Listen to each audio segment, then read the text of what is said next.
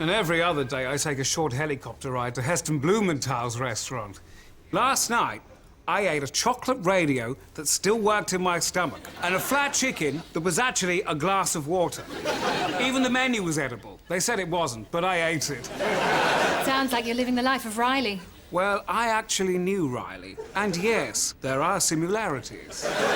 And yet, there is some sadness in your life. Tell me about Victoria. Well, you'll have to forgive me. There's been quite a few Victorias. Your wife? Oh, my God, my wife. Oh, yes, Victoria. What a fantastic woman. The 2 weeks we were married were unforgettable. She disappeared in mysterious circumstances, did she not? She vanished while washing the car. Despite a search that lasted nearly 5 hours, we found nothing. So naturally, we assumed the worst. You must miss her. More than words could say. I'd give anything to see her walk through that door right now.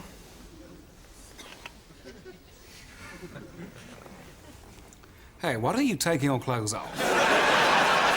What? Come on, we both knew it was on the cards as soon as I realized you were a woman. What if someone were to walk in? I left strict instructions not to be disturbed in case we had sex. There's no way anyone's walking through that door. Hello, Douglas. Victoria! But I thought you were dead! I must say, Douglas, you still don't seem very pleased to see me. No. I must have eaten some bad stereo system. How's the wine? Exquisite. From the chef's own cellar. What are you doing, Victoria? Last time I saw you, you were... Washing the car? Yes, I imagine you have many questions. I was under a lot of stress that day, Douglas. I think we both were. We both knew it wasn't working. I picked up my sponge and bucket with a heavy heart that day. The rest is a blank. The next thing I can remember with any clarity is being on a kayaking holiday 2 years later. Oh, that looks good. What's that? Oh, I sort of wish I'd ordered that. Our invisible desserts have arrived.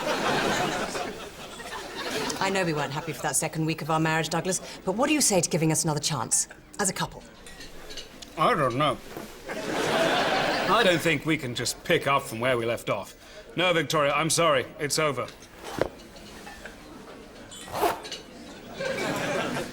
Oh, God.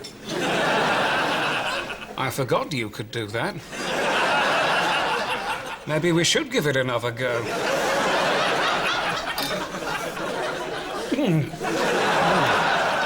that is new. How are you doing that? That might be the dog.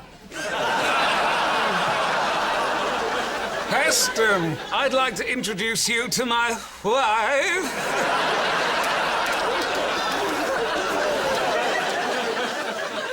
I want to divorce my wife. Why are you telling me? Aren't you with legal? No. Remind me? IT? Relationship manager? Ah, well then I probably shouldn't have told you any of that. Anyway, I want to divorce her right now. Now's too late. Before now. In fact, I want to have already divorced her. Is that possible? Well, as I said, I'm not a lawyer, so... Yes, but you're a relationship manager, and this is a relationship. Well, have you told her yet? Kind of. I changed my friend face profile from married to it's complicated. That's not the same as telling her, Mr. Reynholm. Yeah, but someone will pass it on. Why not you? No! Oh, come on! Please break up with my car cleaning wife. I don't want to do it. I don't want to do it! I'll give you, I don't know, £10,000. Who are you again? I'm Jen Barber. I'm with the IT department at Reynholm Industries. Sorry, I thought I was meeting my husband. Mr. Reynholm asked me to convey a message to you.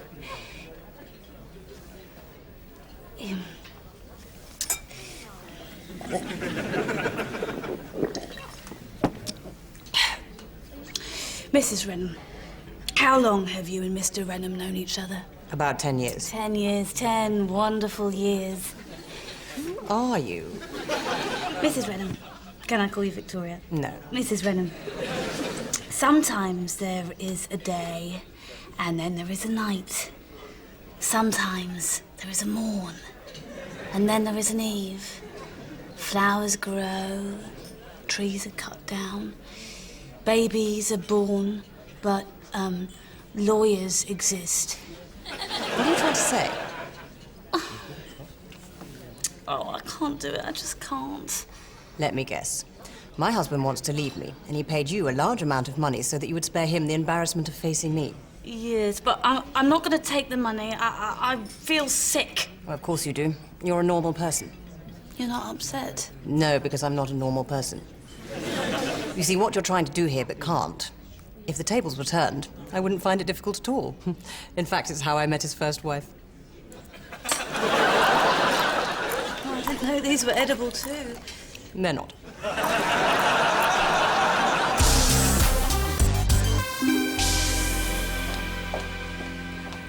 What's all that? I have to spend the afternoon with Douglas. Somehow, I've been drafted into his legal eagle fantasy. Have you ever spent any serious time with that man? He's unbelievable. You should hear the way he talks about women. Oh, yeah, he's some piece of work. He's like a sexy Hitler. I mean, I don't expect to be put on a pedestal, but please, show a little respect. I'm sorry, you don't expect to be put on a what? On a pedestal. A pedal stool? What's a pedal stool? Oh, you know, you put women on it when you admire the phrase. Oh, yeah, no, the famous phrase, to be put on a pedal stool. Pedestal! What? Pedestal is the word. What's a pedal stool? Did you really think there was such a thing as a pedal stool? Shut up, everyone has blind spots. Can you come and help me sort through all this legal crap, please, Moss? I'd rather not. I've not had good experiences with the legal system. How come? Well, when I was 11, I broke the patio window and my mother sued me. She sued you? Yeah, to teach me a lesson. She's always been a very aggressive litigator. Can you even do that? Can you sue your children? It was kind of a show trial in the kitchen. She made a little gallery for the cats. What happened? She won. I'm still paying costs. Pedal stool. 212 million quid? You can't be serious. Oh, we're quite serious, Mr. Reynholm. But that's enough to bring Reynholm Industries to its knees. Bloody blast, this is up my ass. That is the amount. It is not up for negotiation. Balls from hell, you shit twins. Calm down, Mr. Reynholm. Bollocks to be telling me to calm down, my old chap. She wants 220 titty million quid. You tell me to calm down, you're fired. I'm not your lawyer. Piss off. I'm going to represent myself. I'm not your lawyer. You sit there, all confident. Yeah, but when this goes to court, that's when the talking stops. Mr. Reynholm, there might actually be more talking in court. This would actually be a comparatively small amount of talking, what we're doing here. Oh, I see. Sorry. No, that's all right. It's what I pay you for. Look at her, cold as ice. But I tell you this, behind those shades, she's terrified.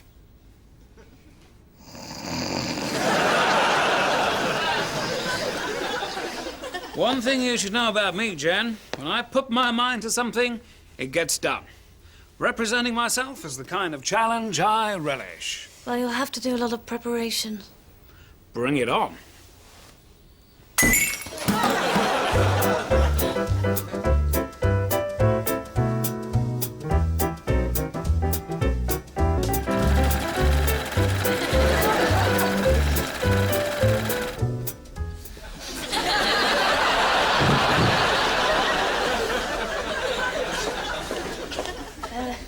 What's this? It's my suit. I made it myself. Took me a few days. How did you find time to prepare for the trial? How did I what?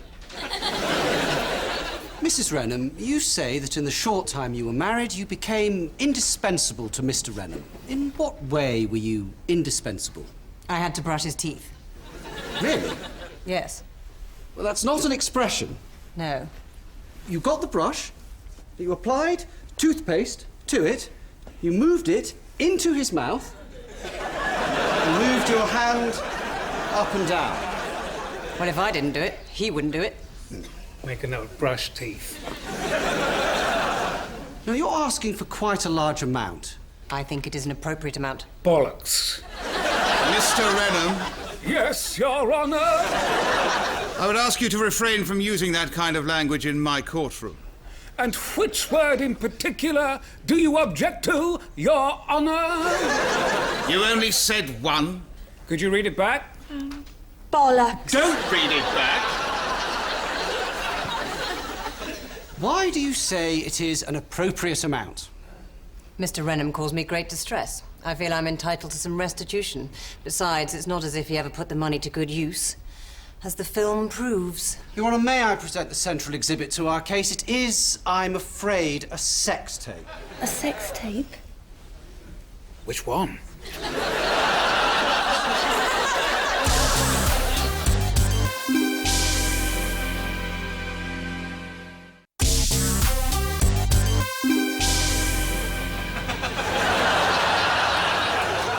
The alien craft appears to have dropped its shields. Thank you, female Chekhov. Female Sulu, beam their captain aboard. But, Captain, are you sure? But she's hurt. She may need our help. Jim, even if she's injured, as you say, I can't do an examination on a new species without proper research. Damn it, Jim! I'm a sexy doctor, not a sexy scientist. Female Sulu, you have your orders. Perhaps the good doctor thinks that certain alien species do not fall under the Hippocratic Oath. I have never refused treatment to a patient, female Spock, and you know that.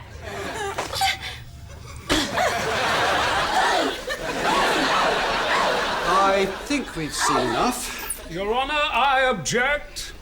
There's a brilliant bit coming up. Mr. Reynholm, are you ready to start your cross-examination of Mrs. Reynholm? I am, Your Honour, but rest assured, it will be a normal examination.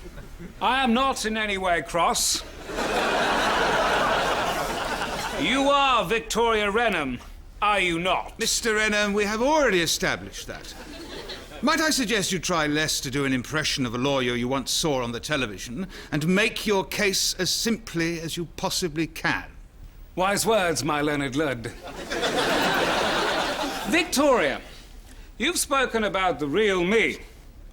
And I think it's time we heard a little about you. Isn't it true that you used to be a man? No, It isn't true, you say? it is untrue. Who am I thinking of? I think you mean April, the woman you had a fight with. No further questions, my lord. What? Your entire case rested on that? Yes, Your Honour. No, wait, Mr. Reynholm, you can't leave it at that. Your Honour, may I confer with my relationship manager? What's up, Jen? You've got to request more time to prepare a proper defence. Your Grace, may I approach the bench? Have you brushed your teeth? No. Then you may not.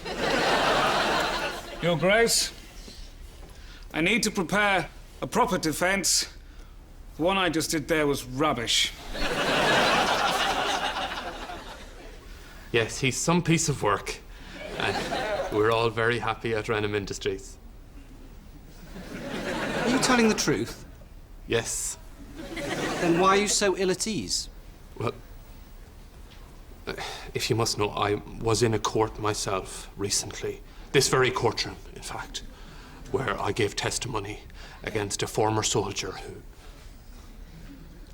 I was having a massage, and he kissed me on my bottom, Your Honour. I see. I'm sure you can understand my discomfort. Are you all right? Can you continue? I can continue, thank you. The way you tell it, your employer sounds like a paragon of virtue. That's right. And furthermore, I would like to say at this point that I think this whole case to be a damn squid. Thank you. No further questions. Ooh, I have one more question, Your Honour. Yes? What did you say? What? What did you say the case was? May I have it read back, please? I believe this entire case to be a bit of a damp squid. A damp squid. What does that mean? Oh, Jen, it's It's an expression. It means that I believe that everything that's been said in this case, everyone already knew. Yes, but did you say damp squid? That's right. Did you not mean damp squib? No, it's squid. What's a squib? It's not squid. Squids are already damp. Hence the phrase. Your Honour, please. It is squib. I must say, I find it extraordinary that you, a man in your early 30s, could have reached this point in your life without knowing that it is squib. I think it's squid. I have no further questions. No, wait. That will be all. Everyone has their blind spot. I said that will be all.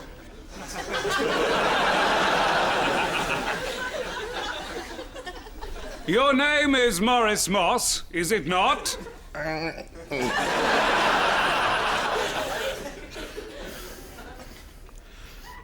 Your name is Morris Moss, is it not? Sorry. Bit nervous, so, yeah. It's fizzy, it's very fizzy, it's gone fizzy. Ow, come on! That's electric, there's electric in there. What a shock. Your name is Morris Moss, is it not? It is not. Sorry. My mother sued me. Justin, relax. Take your time. Try to answer the questions as clearly as you can. Thank you, my love.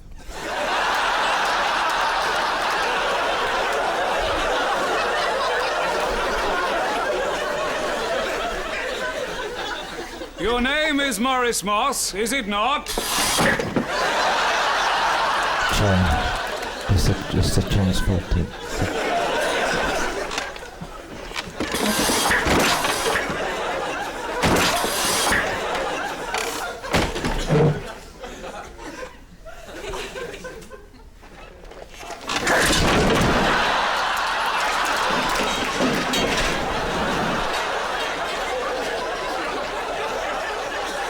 No further questions, my lord.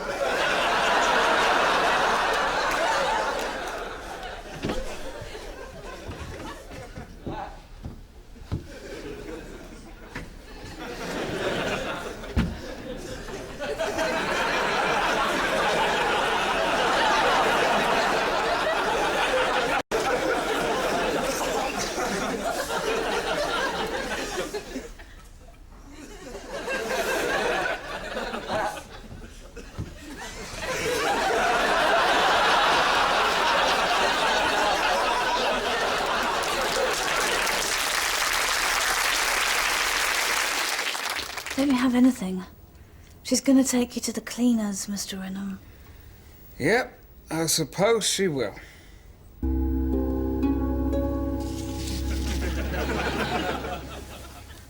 What's that?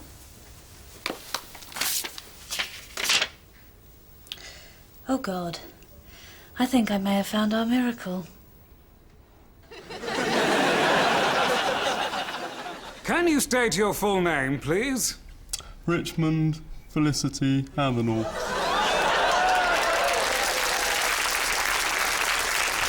And you worked at Reynholm Industries for a time. I did, for over 4 years. And what did you do? I don't know. Why did you leave? Well, my life wasn't really going anywhere. I was part of the whole goth death metal subculture, but it wasn't making me happy. It was all a bit gloomy. It's around about that point that I developed scurvy. Now that sounds unpleasant. On the contrary, catching scurvy was the best thing that ever happened to me. Made me take a long, hard look in the mirror, and I didn't like what I saw, I can tell you that. Not just because my teeth had fallen out. Which is why I founded From Goth to Boss. Is it okay if I play a DVD? Does it have anything whatsoever to do with this case? Not really, Your Honour. Then you may proceed. Where are you going? Is it to the top? If not, why not? Go to the bloody top. Is it because you're a goth? Did you know that goths have some of the lowest life satisfaction levels of any subculture, with the exception of traffic wardens? That's why you don't see any goth traffic wardens. That would be a deadly combination. We at Goth to Boss work with goths at various locations around the UK to bring out their hidden potential by encouraging them to engage in everyday, healthy pursuits such as sports, mixing with other humans, extended laughter sessions, introducing colour to your wardrobe. Just look at these results. This is Debbie. She used to hang around railway stations with her hands in her sleeves. Now she's a life and buy. From Goth to Boss. You know it makes sense, unless you're not a goth. In which case, from Goth to Boss. Remember the name. But what does this have to do with my divorce proceedings, my kind fellow? Well, Mr. Reynholm, I'm here to tell you that that woman is not Victoria Reynholm. Her name is Melanie Crawford, a former From Goth to Boss pupil of mine. Sing, you canary. Well, during our sessions, she seemed more interested in you than getting any better. I don't think she ever truly exercised the goth within. Scratch away that fake tan and beneath you'll find the purest white foundation. Yeah, that was more of a phrase than anything. Oh, actually, no, sorry, that's not her. Oh, sorry about that. That's not her. Ladies and gentlemen of the jury, you've heard a few things over the past few days, none of which cast me in a particularly favourable light. Stories of expensive sex tapes, rumours of me killing my first wife. No one's mentioned that. You know, there's one thing I do want to say. Just one thing that I...